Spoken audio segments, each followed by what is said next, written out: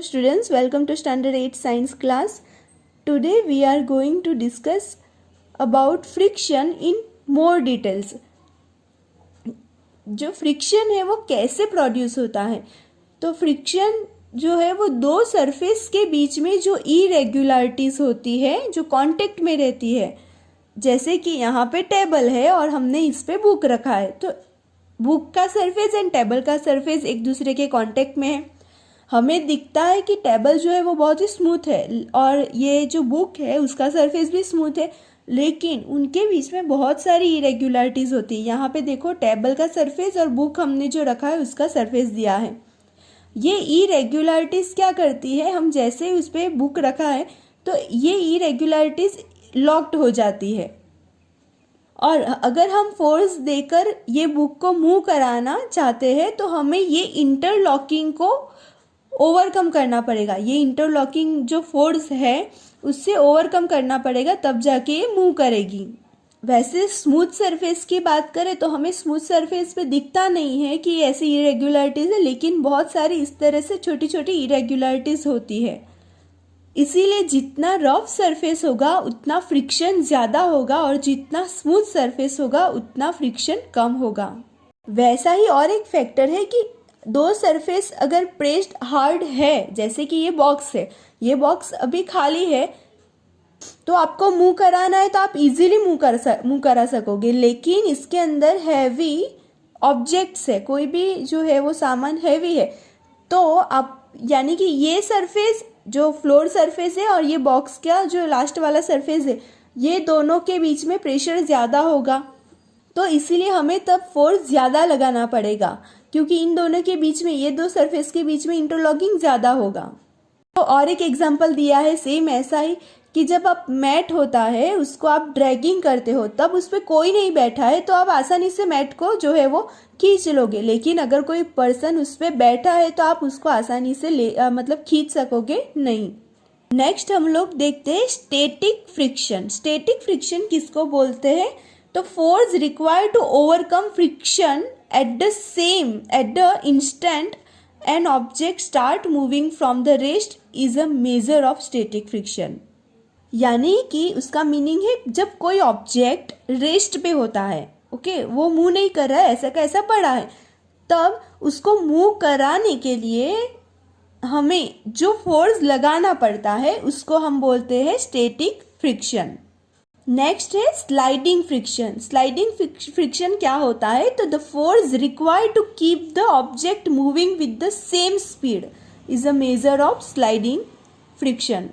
कोई ऑब्जेक्ट को हमें मूव कराया ही है, ऑलरेडी वो ऑब्जेक्ट मूविंग है, मूव कर रहा है, और हमें वही स्पीड पे उसको मूव कराने के लिए, स्टार्ट रखने के लिए हमें जो फोर्स लगाना पड़ता है, या जो ये फोर्स से जो फ्रिक्शन प्रोड्यूस होता है उसको हम बोलेंगे स्लाइडिंग फ्रिक्शन। नेक्स्ट एक क्वेश्चन जो है वो बहुत बार पूछा जाता है कि क्यों sliding friction is slightly smaller than the static friction, क्यों ऐसा होता है, तो उसके एग्जांपल देके आपको समझाया गया है कि जब कोई बॉक्स जो है वो कोई भी मतलब स्लाइड करना स्टार्ट करता है, तब वो स्लाइड जैसे ही करेगा तो उसको टाइम नहीं मिलेगा, दो सरफेस को टाइम नहीं मिलेगा कि अपनी जो सरफेस है उसको इंटरलॉक कर सके। जबकि जो स्टैटिक फ्रिक्शन है उसमें क्या है कि उसमें ऑलरेडी जो है वो रेस्ट में है ऑब्जेक्ट, और फिर उसको मूव कराना है, तो तब ऑलरेडी उसका सरफेस जो है वो लॉक्ड ही होता है। इसीलिए sliding friction is slightly smaller than the static friction. Next है फ्रिक्शन अननेसेसरी इविल। यानी कि फ्रिक्शन से जो हमें हार्मफुल तो है ही थोड़ा इफेक्ट्स, लेकिन ये ज़रूरी भी है। क्यों फ्रिक्शन ज़रूरी है वो हम लोग देखते हैं। आपको पूछ रहे हैं यहाँ पे कि is it easier to hold a cooler, यानी कि अर्थन पॉट और अ ग्लास टम्बलर। सपोज हमने ये किया है कि जो टम्बलर है उसका आउटर सरफेस को ग्रीसी बना दिया है, या तो फिर हमने कुकिंग ऑयल जो है उसका थिन लेयर उस पर लगा दिया है, तो क्या हम इजीली उसको पकड़ सकेंगे, तो हम इजीली नहीं पकड़ सकेंगे। और एक क्वेश्चन पूछा है, would it possible to hold the glass at all if there is a no friction. अगर ग्लास को होल्ड करना पॉसिबल होता अगर फ्रिक्शन होता ही नहीं, और आपको पता ही होगा कि वेट मडी ट्रैक पे चलना कि वेट मार्बल फ्लोर पे चलना बहुत ही डिफ़िकल्ट है। और अगर फ्रिक्शन होता ही नहीं तो क्या हम चल सकते हैं, ये हमने आगे भी बात किया था। तो फ्रिक्शन होता ही नहीं तो हम चल भी नहीं सकते। अब हम जो है वो पेन या पेंसिल से लिख भी नहीं सकते अगर फ्रिक्शन नहीं होता।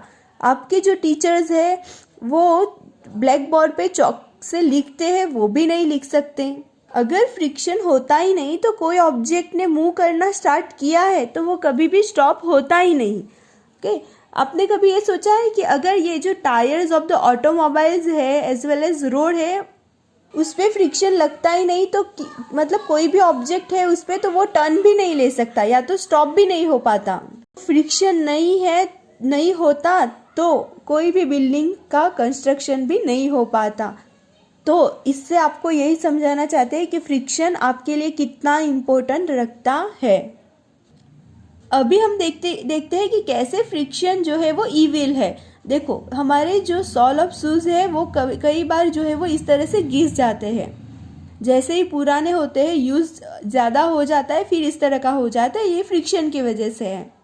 तो it wears out the materials whether they are screw, ball bearings, soles of shoes, यानी कि ये सब जो है वो घिस जाता है। क्यों? क्योंकि फ्रिक्शन है इसीलिए। आपने देखा होगा कि रेलवे स्टेशन पे जो ओवरब्रिज है उसके जो स्टेप ऑफ फुट्स है वो भी इस तरह से ही घिस जाते हैं, तो इसकी वजह से ही होता है। नेक्स्ट है friction can also produce the heat. आप अगर आपको यहाँ फिगर दिया है, आप अपने दोनों हैंड को इस तरह से फ्यू मिनट्स के लिए अगर अपने पाम को इस तरह से रब करते हो तो आप जो है वो वार्म फील करते हो। ये जो दोनों सरफेस होती है वहाँ पे आप अगर मैच बॉक्स को इस तरह से लेकर मैच स्टिक को जब रब करते हो तब क्या होता है, इट कैचेस फायर। तो ये सब फ्रिक्शन की वजह से होता है। आपने ये भी देखा होगा कि जार ऑफ मिक्सचर जो होता है वो हॉट हो जाता है जब उसको ऑन किया जाता है, और इसकी वजह से ही जो मशीन ऑपरेट होते हैं और उसमें से जो हीट जनरेट होती है वो भी as a waste of energy निकल जाती है। तो ये सब फ्रिक्शन की वजह से होता है। नेक्स्ट हम लोग देखते हैं इंक्रीजिंग एंड रिड्यूसिंग फ्रिक्शन। कैसे फ्रिक्शन को इंक्रीज किया जाए और कैसे रिड्यूस किया जाए। तो आपने देखा होगा कि आपके शूज़ के ऊपर इस तरह से ग्रूट किया होता है, तो इससे जो है वो एडवांटेज क्या रहता है कि फ्लोर के ऊपर ग्रिप ज़्यादा प्रोवाइड होती है। और इसी तरह से टायर्स पे देखो इस तरह का डिज़ाइन जो बना होता है वो भी इसीलिए कि जो ग्राउंड है या तो रोड है उस पर ग्रिप ज़्यादा से ज़्यादा बन सके और ये टायर जल्दी से जल्दी घिस न जाए। आपने ये भी देखा होगा कि जो बाइसिकल्स होती है, ऑटोमोबाइल्स होते हैं, उसके अंदर ब्रेक सिस्टम में ब्रेक पैड्स लगाए जाते हैं ताकि फ्रिक्शन प्रोड्यूस हो सके। और आपने देखा होगा कि जब आप बाइसिकल चलाते हो तब ये जो ब्रेक पैड्स होते हैं वो व्हील को टच नहीं करते, लेकिन आप जैसे ब्रेक लीवर को अप्लाई प्रेस करते हो वैसे ही ये जो पैड्स होते हैं वो जो आपके व्हील का जो रिम का मोशन है उसको अरेस्ट कर देते हैं, मतलब कि उसको प्रेस कर देते हैं, ताकि ये होता है वो भी फ्रिक्शन की वजह से ही होता है। और इसीलिए व्हील स्टॉप मूविंग, यानी कि व्हील जो है वो मूव करना स्टॉप कर देते हैं। नेक्स्ट आपने ये भी देखा होगा कि जो कबड्डी प्लेयर्स होते हैं वो अपने हैंड को सॉइल के साथ रब करते हैं ताकि उनको बेटर ग्रिप मिल सके, मतलब कि उनके हैंड की सरफेस रफ होगी तो क्या होगा कि अच्छे से अच्छा खेल सकेंगे। नेक्स्ट है जिम्नास्टिक जो होते हैं वो उनके हैंड्स के ऊपर कुछ कोर सब्सटेंस अप्लाई करते हैं ताकि फ्रिक्शन ज़्यादा से ज़्यादा प्रोड्यूस हो सके और उनको बेटर ग्रिप मिल सके। और कुछ एग्जांपल्स ऐसे हैं जिसमें फ्रिक्शन अनडिज़ायरेबल है, हमें फ्रिक्शन की कोई ज़रूरत ही नहीं है तो हमें उसको मिनिमाइज़ करना पड़ता है, कम करना पड़ता है। आपने देखा होगा कैरम बोर्ड के ऊपर हम जो है वो पाउडर जो है वो इस तरह से स्प्रिंकल करते हैं ताकि ये जो कैरम कॉइन्स है वो इजीली मूव कर सके। नेक्स्ट है कि आप अपने हिंजेस ऑफ द डोर जो होते हैं उसमें ऑयल के फ्यू ड्रॉप्स जो है वो अप्लाई करते हैं ताकि जो हमारा डोर है वो स्मूथली मूव कर सके और आवाज़ जो आती है वो नहीं आए। नेक्स्ट एग्जांपल दिया है कि बाइसिकल एंड जो मोटर मशीन्स होते हैं उसके अंदर ग्रीस लगाया जाता है ताकि जो मशीन्स के पार्ट्स है वो अच्छी तरह से मूव कर सके। तो हम जो ऑयल, ग्रीस या तो कि फिर ग्रेफाइट जब अप्लाई करते हैं तो इससे होता क्या है, तो देखो ये हमारा जो सरफेस है ये, और ये दूसरा सरफेस है, उस पर अगर हम कुछ भी ऑयल, ग्रीस या ग्रेफाइट लगाते हैं तो उस पर एक लेयर बन जाता है। तो दोनों सरफेस के बीच में जो इंटरलॉकिंग है वो नहीं कर पाता है। ये ग्रीस या ऑयल की वजह से दो सरफेस इंटरलॉकिंग कर ही नहीं सकते हैं, इसीलिए मूवमेंट जो है वो बहुत ही स्मूथ हो जाएगा और फ्रिक्शन जो है वो मिनिमाइज हो जाएगा। और ऐसे सब्सटेंस जिससे फ्रिक्शन को रिड्यूस किया जाता है उसको हम बोलते हैं लुब्रिकेंट्स।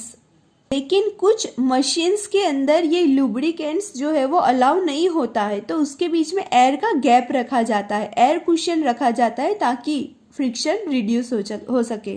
यहाँ पे बूझो क्वेश्चन कर रहा है कि क्या हम कोई भी सरफेस को पॉलिश करके या तो फिर मतलब लार्ज अमाउंट में लुब्रिकेंट्स को यूज करके फ्रिक्शन को जीरो कर सकते हैं। तो यहाँ पे पहेली बता रही है कि फ्रिक्शन कभी भी उस जीरो नहीं कर सकते हैं, क्योंकि कोई भी सरफेस स्मूथ नहीं होती है, वहां पे कुछ ना कुछ इरेग्युलरिटीज होते हैं। तो हम फ्रिक्शन को कम कर सकते हैं लेकिन जीरो कभी भी नहीं कर सकते। Okay students, thank you.